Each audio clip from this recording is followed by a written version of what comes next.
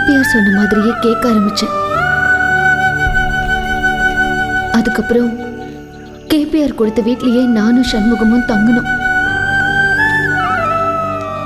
எப்படி எப்படியோ வாழணும்னு நினைச்ச வாழ்க்கை திசை மாறி போயிட்டு இருந்தது.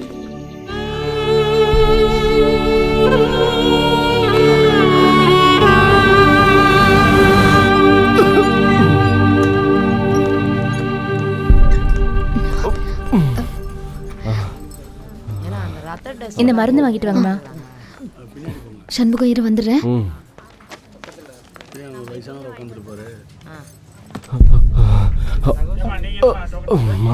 பணம் கொடுங்கம்மா.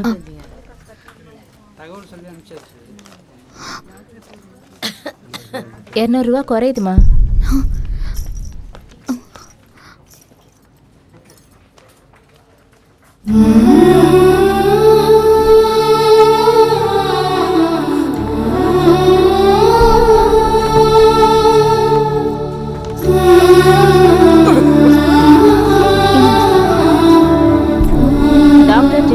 சொன்னாரு ஒரு நாளைக்கு இங்க இருக்கட்டும், நாங்க பாத்துக்கிறோம். நீங்க வேணும்னா வீட்டுக்கு போயிட்டு அப்புறமா வாங்க.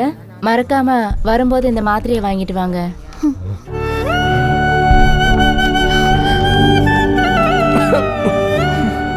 விலைவாசியை பார்த்தா விலையை வாசிக்கத்தான் முடியும், வாங்க முடியாது.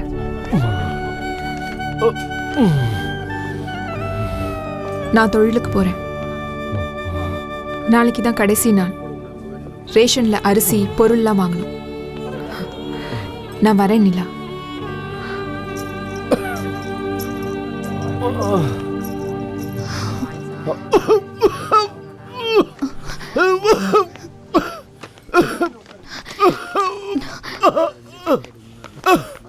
கவிதா, நானும் வரேன். உனக்கு ரேஷன் கடை, எனக்கு மருந்து கடை.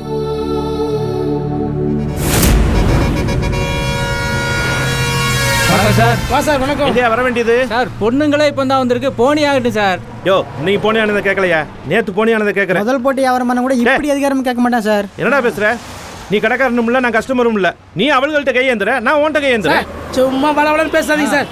காசை பிடிச்சிட்டு முதல்ல கிளம்புங்க சார். முதல்ல கொடுத்துருக்கலாம்ல. போயிட்டே இருங்க. டேய் வாங்கடா. இந்த டார்ச் லைட் எப்படி? போலீஸ்காரங்க கந்து வண்டிக்காரனோட மோசமா இருக்காங்க. இவங்க தான் நம்ம எஸ்கார்ட் புரோக்கருங்க.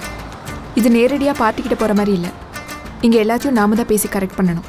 இந்த டார்ச் லைட் தான் நம்ம வழிகாட்டி, புரிஞ்சுதா? லாரி வரும்போது இந்த டார்ச் லைட்டை இப்படி அடிக்கணும். லாரி பக்கத்தில் வரும்போது உடம்பு பூரா இப்படி அடித்து காட்டணும். அதுக்கப்புறம் முகத்துக்கிட்டே இப்படி அடித்து காட்டணும். இப்படி அடிச்சுக்கிட்டே ரேட்டை பேசணும். 200 300ன்னு. லாரிக்காரனுக்கு கட்டுப்படி ஆகலைன்னா அவனோட ஹெட்லைட்டை டிம்மிடிப்பு அடித்து காட்டுவான். நாம் டார்ச் லைட்லேயே எல்லாத்தையும் பேசி முடிக்கணும், புரிஞ்சுதா? இதுக்கு நடுவில் புரோக்கர் வருவான், அவனுக்கும் பங்கு கொடுக்கணும். பத்தாததுக்கு போலீஸ்காரன் வந்தா அவனுங்களுக்கும் காசு கொடுத்து சரி கட்டணும். லாரி வருது, டார்ச் லைட்டை காட்டி கூப்பிடு. சரியா?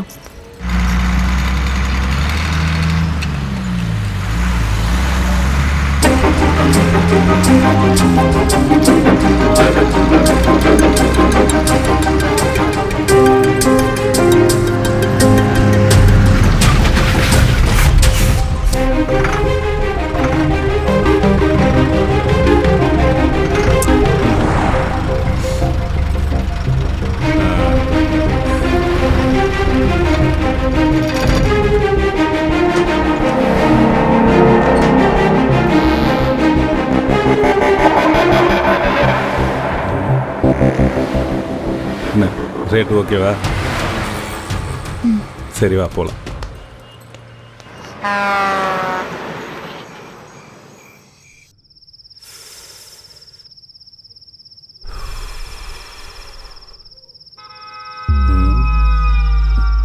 நல்ல ஐட்டமாக தான் இருக்கான்.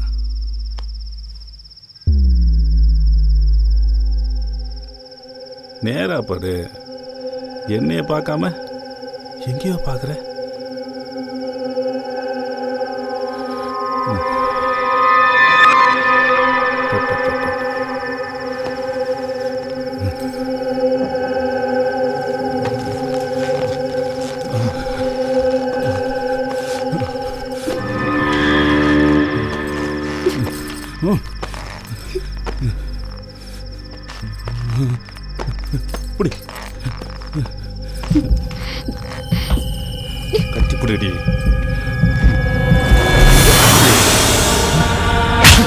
கட்டி பிடினா மரக்கட்ட மாதிரி கிடக்குற.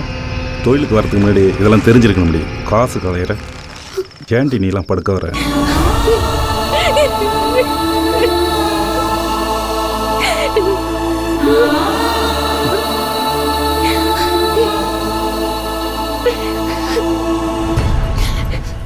ஒவ்வொரு நாளும் நரக்க வேதனை.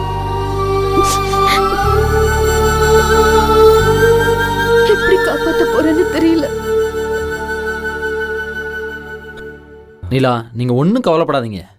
என் ஃப்ரெண்டு கணேஷ்னு இருக்காரு. அவர் ஹாஸ்பிட்டல் இன்சார்ஜ் தான். அவர் ஆப்ரேஷனுக்கு தேவையான அத்தனை விஷயங்களையும் பண்ணி கொடுப்பாரு. நீங்கள் கவலைப்படாதீங்க. சண்முகம், நீங்கள் ஒன்றும் கவலைப்படாதீங்க. எல்லாம் சரியாயிடும். நீங்கள் கவலையப்படாதீங்க சண்முகம். கூடிய சீக்கிரமே நீங்கள் குணமாயிடுவீங்க. நம்பிக்கையோட இருங்க. சரிங்களா? நான் கிளம்புறேன். பார்த்துக்கோ.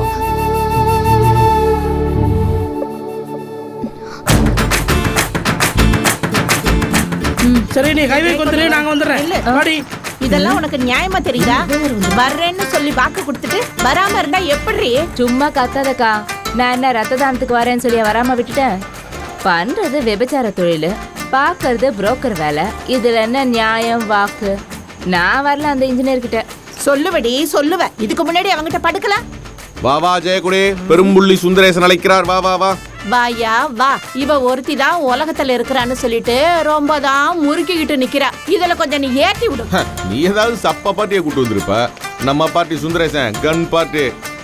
மற்றவங்கள மாதிரி அவரு கிள்ளி கொடுக்க மாட்டாரு, சும்மா அள்ளி கொடுப்பாரு. பழனி, கொஞ்ச நாளாவே என் ரூட்ல நீ கிராஸ் ஆகுற. ஏய் சும்மா அடங்கு. ஜெயக்குடி நீ கிளம்பு. பழனி அண்ணே, நான் எவன்கிட்டயும் வரல.